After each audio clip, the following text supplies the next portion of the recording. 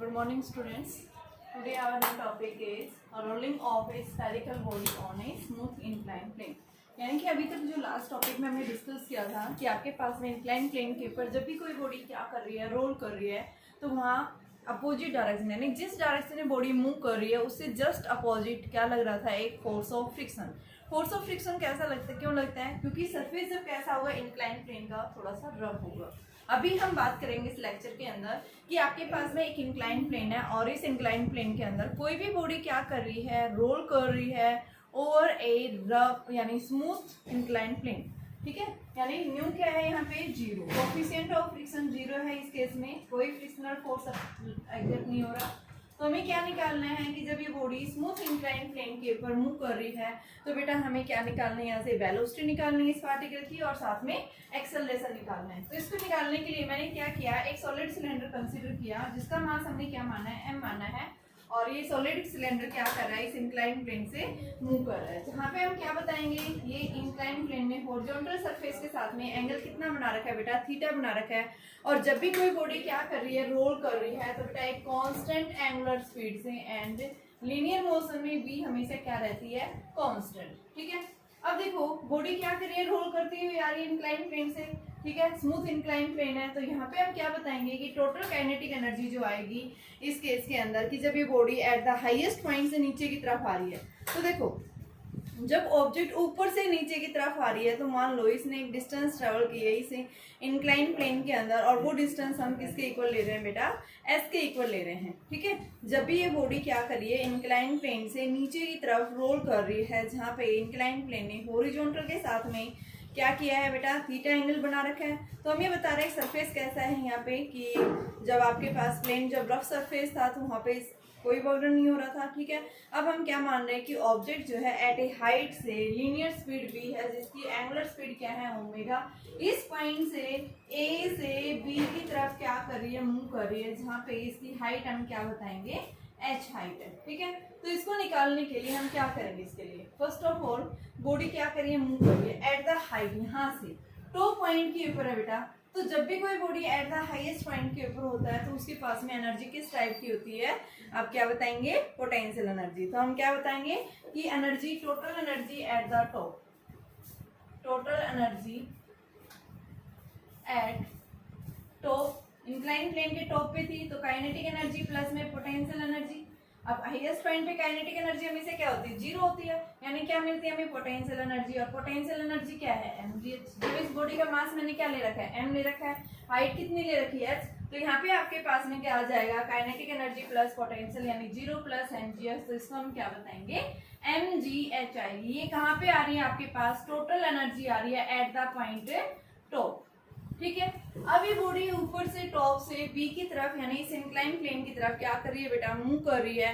तो जैसे जैसे ऊपर से नीचे की तरफ आएगी तो बेटा उसकी पोटेंशियल हाइट कम होती जाएगी, यानी वही पोटेंशियल एनर्जी किस में कन्वर्ट होगी, काइनेटिक एनर्जी में।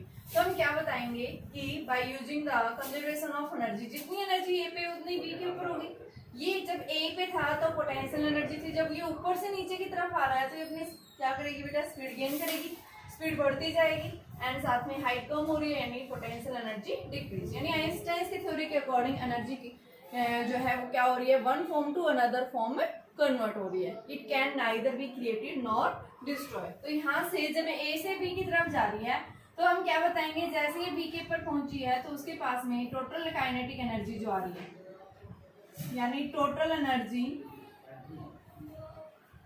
एट बॉटम, और बॉटम किसके इक्वल आएगी, टोटल काइनेटिक एनर्जी प्लस में टोटल पोटेंशियल एनर्जी। अब आपके पास नीचे जब बॉटम सरफेस पे पहुंची है पोटेंशियल एनर्जी जीरो है और टोटल काइनेटिक एनर्जी के इक्वल आएगी। ठीक है, प्लस में जीरो। टोटल काइनेटिक एनर्जी कैसे कि बॉडी कैसे कर रही है बेटा, रोल कर रही है, तो टोटल एनर्जी आपके पास आएगी एट द बॉटम सरफेस के ऊपर किसके इक्वल होगी, at bottom will be equal to kinetic energy half mv square plus में rotation energy half I omega square. ठीक है, लीनियर मोशन भी मूव कर रही है, साथ में रोटेशन मोशन में भी मूव कर रही है। और हम क्या ले रहे हैं यहाँ पे आपके पास में बेटा, कैसी बॉडी है, एक जो हम बता रहे हैं डिस्क भी हो सकती है, स्फीयर भी हो सकता है, सिलेंडर भी हो सकता है। तो इस तरह से आपके पास में कोई भी एक बॉडी यहाँ पे कंसीडर कर सकते हैं। तो हमने क्या लिया है, एक स्फेरिकल बॉडी मान रखी है यहाँ पे, ठीक है। सॉलिड सिलेंडर के बजाय हमने क्या मान रखी है, स्फेरिकल बॉडी मानी हुई है बेटा, ठीक है। तो इस स्फेरिकल बॉडी के लिए हमारे पास में वैल्यू क्या आ गई, ये वैल्यू आ गई। अब मोमेंट ऑफ इनर्शिया की जगह अगर मैं क्या लिखूं, आई को अगर रेडियस ऑफ गायरेशन के फॉर्म में रिप्रेजेंट करते हैं, तो total energy at bottom is equal to half M we square plus में half m k square into में v square by are square.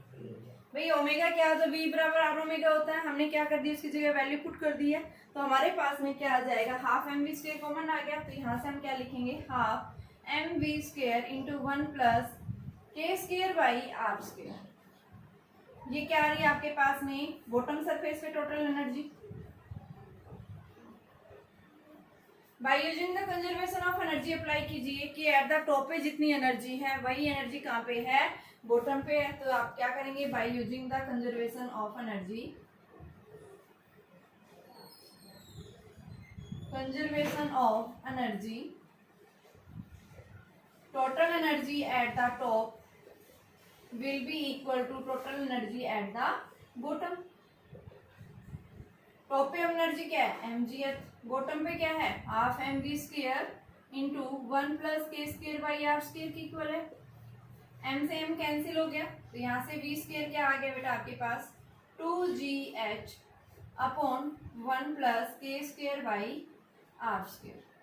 और इस v को रूट को हटा देंगे तो क्या आ गई, ये हमारे पास में जब ये स्मूथ इंक्लाइन प्लेन के ऊपर क्या कर रही है, जब भी कोई बॉडी मूव कर रही है उस केस में हम क्या बताएंगे, हमारे पास जो वेलोसिटी आएगी वो ये होगी, ठीक है। एक बार फिर से देखिए, जब भी बॉडी क्या करिए बेटा, स्मूथ इंक्लाइन प्लेन पे मूव कर रही है, तो यहाँ पे टोटल आपके पास में स्पीड क्या होगी, स्पीड निकालने सबसे पहले, फिर हम एक्सेलरेशन निकालेंगे। तो सबसे पहले जब एट द हाईएस्ट पॉइंट पे टॉप पे थी, तो टोटल एनर्जी किसके इक्वल थी, काइनेटिक एनर्जी प्लस पोटेंशियल, तो यानी पोटेंशियल एनर्जी निकाल दी। अब ये ए से नीचे की तरफ बी की तरफ रोल कर रही है, तो बेटा उसकी हाइट क्या होती जा रही है, रिड्यूस होती जा रही है, यानी कि पोटेंशियल एनर्जी क्या होती जा रही है, लॉस हो रही है। और वो लॉस ऑफ पोटेंशियल एनर्जी किस फॉर्म में कन्वर्ट हो रही है, उसकी काइनेटिक एनर्जी के अंदर कन्वर्ट हो रही है। तो हमने माना कि जब ये बॉटम सरफेस के ऊपर पहुंच रही है, तो वहां पे total kinetic energy plus potential energy किसके इक्वल है, एट द बॉटम पे पोटेंशियल एनर्जी 0, किसके इक्वल होगी, टोटल एनर्जी काइनेटिक के इक्वल। तो काइनेटिक यहाँ पे किस टाइप की बॉडी कैसी है बेटा, रोल करती हुई आ रही है, स्फेरिकल भी हो सकती है, डिस्क भी हो सकती है, सिलेंडर भी हो सकता है, ठीक है। तो यहाँ पे मैंने क्या किया कि आपके पास में काइनेटिक एनर्जी प्लस में पोटेंशियल एनर्जी दोनों वैल्यू हमने यहाँ से पुट कर दी। बॉटम सरफेस पे मेरे पास ये आ गया, आई को मैंने रेडियस ऑफ गायरेशन के फॉर्म में पुट कर दिया, ओमेगा की जगह मैंने क्या रख दिया, v बाई आर, ठीक है। हम बार बार इस टॉपिक, इस लीनियर वेलोसिटी और एंगुलर वेलोसिटी के बीच में रिलेशन हम बार बार इसको पढ़ते आ रहे हैं। तो v बराबर आर ओमेगा पता होना चाहिए आपको। ओमेगा की वैल्यू मैंने वहां से निकाल के v बाई आर पुट कर दी है, और फिर हमने bye using the conservation of energy apply कर दी। तो ये क्या आ गया हमारे पास में, यानी कि इसकी वेलोसिटी आ गई, ओके। अब ये क्या कर रहा है बेटा, इसका एक्सेलरेशन निकालना है कि जब ये इंक्लाइन प्लेन से टॉप से बॉटम की तरफ आ रहा है, तो यहाँ पे इस इंक्लाइन प्लेन के अंदर इसका एक्सेलरेशन जो होगा वो किसके इक्वल आएगा, ठीक है। तो now we have to determine the acceleration. तो एक्सेलरेशन कैसे निकालेंगे, देखिए बेटा, जब ये टॉप पे थी, इनिशियल वेलोसिटी क्या थी इसकी 0, जैसे से नीचे की तरफ आ रही है तो वेलोसिटी, फाइनल वेलोसिटी इसने गेन कर ली।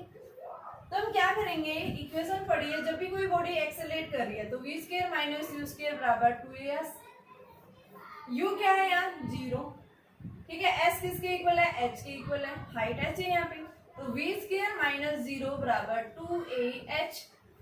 a हमें निकालना है v square by 2h, v square की वैल्यू अभी आपने निकाली है 2gh अपॉन 1 प्लस में k square by r square, और साथ में नीचे 2h है, 2h से 2h कैंसिल, यानी a की वैल्यू क्या आ गई, g अपॉन 1 प्लस के स्क्वायर बाई आर स्क्वायर। ये क्या होगा, एक्सेलरेशन होगा। जब भी कोई बॉडी क्या कर रही है, इंक्लाइन प्लेन में मूव कर रही है, तो वहां पे एक्सेलरेशन का जो फॉर्मूला आएगा, यानी कि बॉडी स्मूथ सरफेस के ऊपर, यानी कोएफिशिएंट ऑफ फ्रिक्शन वहां पे क्या है, 0। There is no any frictional force exert on the body when it rolls from incline plane, ठीक है। तो उस केस में हम क्या बताएंगे, एक्सेलरेशन हम निकाल चुके हैं, वेलोसिटी हम निकाल चुके हैं। तो बेटा यहाँ से आपके पास किसी का भी क्वेश्चन, यानी कि आपके पास सॉलिड स्फीयर का पूछ सकता है, आपके पास में होलो स्फीयर का पूछ सकता है, सिलेंडर के केस में पूछ सकता है, रिंग के केस में पूछ सकता है, एक सर्कुलर डिस्क हो सकती है, उस केस में एक्सेलरेशन निकालना पूछ सकता है। लेकिन बस आपको ये ध्यान रखना है कि भाई सरफेस कैसा है, स्मूथ है या रफ है। रफ होगा तो कल हमने डिस्कस किया था, उसके यूज करेंगे। अगर स्मूथ सरफेस है उस केस में हम इसका जिक्र करेंगे। ठीक है, अब नेक्स्ट आता है टॉपिक मेरे पास में कि मोशन ऑफ ए पॉइंट। आपके पास एक सिलेंडर ले लिया और उस सिलेंडर के ऊपर हमने क्या रख दी, एक स्ट्रिंग टाइट कर दी है, लपेट दी है। ठीक है, और उसके एक एंड पे हमने कुछ वेट वगैरह लगा दिया। तो वहां पे वो क्या कर रहा है कि जो सिलेंडर है वो किसी एक्सिस की अबाउट क्या कर रहा है, घूम रहा है। जैसे आप बात कर सकते हैं कि जो धागा की गिट्टी होती है, धागे की गिट्टी सुना होगा आपने। हम क्या लेते हैं कि अगर उस गिट्टी के बीच में कुछ लगा दें तो गिट्टी क्या करती है, एक फिक्स एक्सिस के अबाउट क्या करती है, ऐसे घूमती है। ठीक है, सिलेंड्रिकल शेप में होता है। सॉलिड सिलेंडर आप ले से बता सकते हैं कि आपके पास में क्या है, एक सॉलिड सिलेंडर हमने कंसीडर किया और उस सॉलिड सिलेंडर का मास जो है, अभी टॉपिक का नाम है बेटा मेरे पास में कि motion of a point mass attach to a string. Motion of a point mass attach to a string, यानी स्ट्रिंग से क्या किया हुआ है, एक पॉइंट मास अटैच किया हुआ है। और वो जो आपके पास स्ट्रिंग है वो कहाँ बाउंड की हुई है, बाउंड ऑन ए सिलेंडर।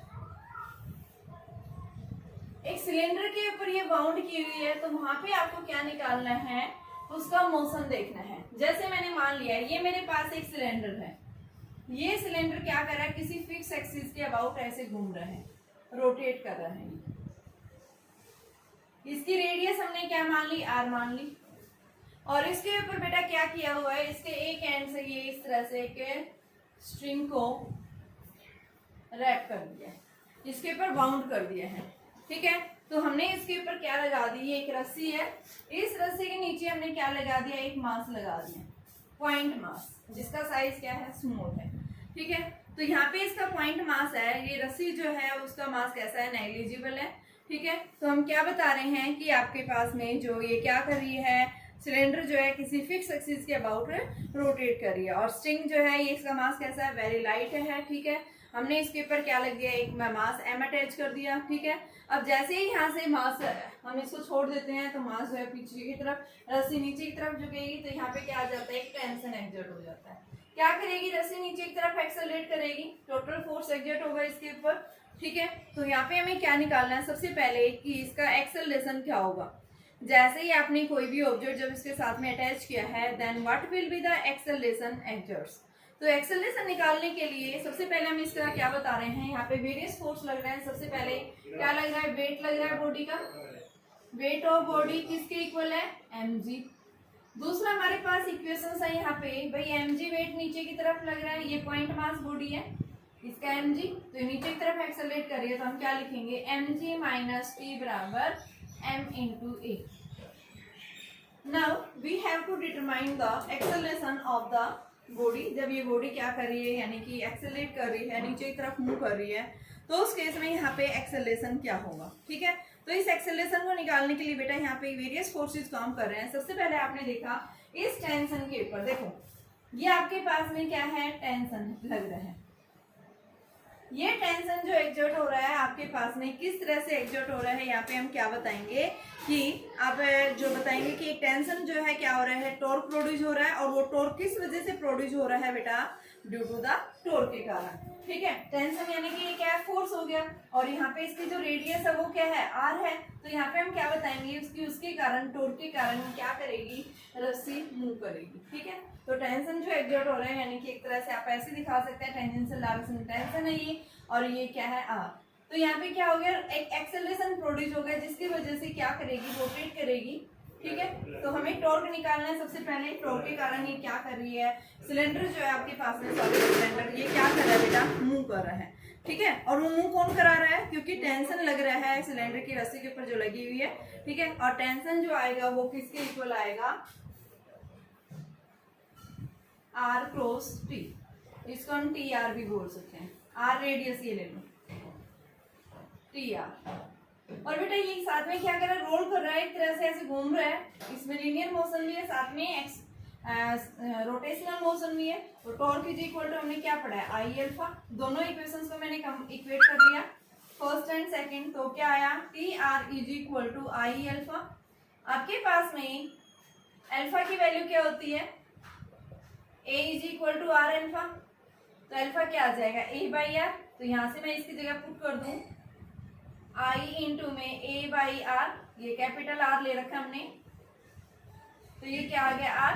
तो यहाँ से आपके पास में ए की वैल्यू निकालो, या अल्फा की वैल्यू हमने डायरेक्ट इसके अंदर पुट कर दी है। तो ये मेरे पास में क्या आएगी, देखो बेटा यहाँ से मैं इसकी वैल्यू पुट कर रही हूँ, अल्फा निकाल दिया, अल्फा की वैल्यू मैंने पुट कर दी है, और मेरे पास में यहाँ से टेंशन आ जाएगा। तो देखो टेंशन की वैल्यू हम कैसे निकालेंगे, टी बराबर आई ए बाई आर स्क्वायर। क्या आया, ये टेंशन। इस टेंशन को उठा के इस इक्वेशन में पुट कर दो, तो आपके पास क्या बनेगी, नाउ इक्वेशंस बिकम्स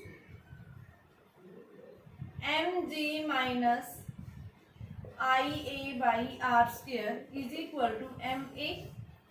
तो mg is equal to M A plus में I A by are square, यहाँ से a कॉमन ले लो, m plus I by are square. तो बेटा आपके पास ये वैल्यू आ गई, यहाँ से मैं m भी कॉमन ले सकती हूँ, m a कॉमन ले लूँ, तो मेरे पास में यहाँ क्या आ जाएगा, m a बाहर आ गया, तो ये m आर स्क्वायर नीचे आ गया, तो यहाँ से mg, m से m कैंसिल, a की वैल्यू क्या आ गई, g upon 1 plus I by M R square. जब भी आपके पास में कोई भी एक सिलेंडर है, यानी कि सिलेंड्रिकल बॉडी है, उसके ऊपर अगर थ्रेड को रैप किया हुआ है, थ्रेड को वाउंड किया हुआ है, और उसके नीचे क्या लगा दिया आपने, कोई भी एक पॉइंट साइज का मास अटैच कर दिया है, तो वहां पे क्या करेगा कि बेटे ये जो सिलेंडर है ये अपनी एक्सिस के अबाउट क्या कर रहा है, रोटेट कर रहा है। तो हमें क्या निकालना है कि एक्सेलरेशन कितना आएगा इस पॉइंट मास, क्योंकि ये धागा वेट है, वेट नीचे की तरफ जाएगा, तो यहाँ पे एक्सेलरेशन प्रोड्यूस होगा इस पॉइंट मास के कारण। तो हमने क्या निकाला, सबसे पहले उस एक्सेलरेशन को निकाला। इस एक्सेलरेशन को निकालने के लिए हमने क्या देखा कि यहाँ पे सबसे पहले मैंने इक्वेशंस बताई, भाई जैसे हम पॉइंट मास अटैच करते हैं, वेट कहाँ एग्जर्ट होगा, डाउनवर्ड, ठीक है। तो हमारे पास में सबसे पहले क्या आ गया, वेट। दूसरी इक्वेशन हम क्या बताएंगे, यहाँ पे इसकी इक्वेशंस बनाएंगे एफबीडी की। तो इसका weight downward, mg minus T is equal to m into A, ये इक्वेशंस आ गई। अब देखिए बेटा सिलेंडर क्या कर रहा है, घूम रहा है, रोटेट कर रहा है। तो ये रोटेट किस कारण से हो रहा है, ड्यू टू द टॉर्क। ये एक परपेंडिकुलर डिस्टेंस के ऊपर क्या लग रहा है, टॉर्क लग रहा है, जिसके कारण ये घूम रहा है। तो टॉर्क की वैल्यू जो है वो किसके इक्वल होती है, परपेंडिकुलर आर इंटू में फोर्स। फोर्स की वैल्यू किस फॉर्म में है, टेंशन की फॉर्म में। तो हम क्या लिखेंगे इसको, टी आर। और टॉर्क क्या होता है, आई अल्फा। दोनों को मैंने इक्वेट कर दिया, अल्फा और लीनियर एक्सेलरेशन के बीच में रिलेशन क्या पड़ा है, ए बराबर आर अल्फा। अल्फा क्या आ गया, ए बाई आर। तो यहाँ से हमने वैल्यू पुट कर दी, और यहाँ से क्या निकाल दिया, टेंशन, ठीक है। इस टेंशन को हमने इस इक्वेशन में पुट कर दिया, तो मेरे पास में क्या आ गया, ये एक्सेलरेशन आ गया, ठीक है। फर्स्ट हमें क्या निकालना था कि जब पॉइंट मास आप अटैच कर रहे हैं, तो इस पॉइंट मास के कारण एक्सेलरेशन क्या आएगा। सेकंड आपसे पूछ सकता है कि यहाँ पे ये सिलेंडर जब घूम रहा है, रोटेट कर रहा है, तो एंगुलर एक्सेलरेशन किसके इक्वल आएगा। तो बेटा एंगुलर एक्सेलरेशन निकाल दो। अल्फा इज इक्वल टू क्या पढ़ा आपने, ए बाई आर पढ़ा है ना। अल्फा की वैल्यू आपने क्या पढ़ी है, ए बाई आर। तो यहाँ पे ए जो आपने निकाला है पुट कर दो, तो क्या आएगा, G upon R into 1 plus I by M R square. क्या आ गया, ये एंगुलर एक्सेलरेशन। ये सिलेंडर क्या करेगा, रोटेट कर रहा है एक सर्कुलर मोशन में भी, यानी रोटेशनल मोशन में भी। तो उस केस में ये वैल्यू आ गई। आई की वैल्यू अलग अलग हो सकती है। सिलेंडर के लिए आप क्या रखेंगे, आपके पास में सिलेंडर के लिए 1/2 एम आर स्क्वायर होता है, तो यहाँ पे हम वैल्यू पुट कर सकते हैं। तीसरा क्या पूछ सकते हैं, टेंशन। टेंशन की वैल्यू देखो, फॉर्मूला रखा है, T is equal to I A by are square. यहाँ पे भी ए की वैल्यू पुट कर दो, आई इंटू में G upon R square into में 1 plus I by M R square. क्या देगा ये, आपको टेंशन देगा। मोमेंट ऑफ इनर्शिया की वैल्यू पुट कर लो आप यहाँ से। मोमेंट ऑफ इनर्शिया जो है इसके लिए आपको कितनी वैल्यू रख सकते हैं बेटा, ये डिपेंड करता है कि यहाँ पे आपके पास किस तरह की बॉडी है। जैसे सिलेंडर है तो उस केस में मैंने आई रखा कि आपके पास हाफ एम आर स्क्वायर है, तो हाफ क्या रख सकते हैं, half M R square into G upon R square into में 1 plus half M R square upon M R square. ये कैंसिल हो गया, आर स्क्र से आर स्क्र कैंसिल, और ये कितना आ गया बेटा 1/2 mg अपॉन 3/2। तो ये कितना आ गया 1/3 mg के इक्वल वैल्यू आ जाती है। ठीक है, तो यहाँ से हम क्या कर सकते हैं, इस तरह से वैल्यू निकाल सकते हैं। पॉइंट मास अटैच किया हुआ है किसके साथ, सिलेंडर के साथ में, तो आपके पास क्या पूछ सकता है, टेंशन पूछ सकता है, लीनियर एक्सेलरेशन पूछ सकता है, एंगुलर एक्सेलरेशन पूछ सकता है। ठीक है,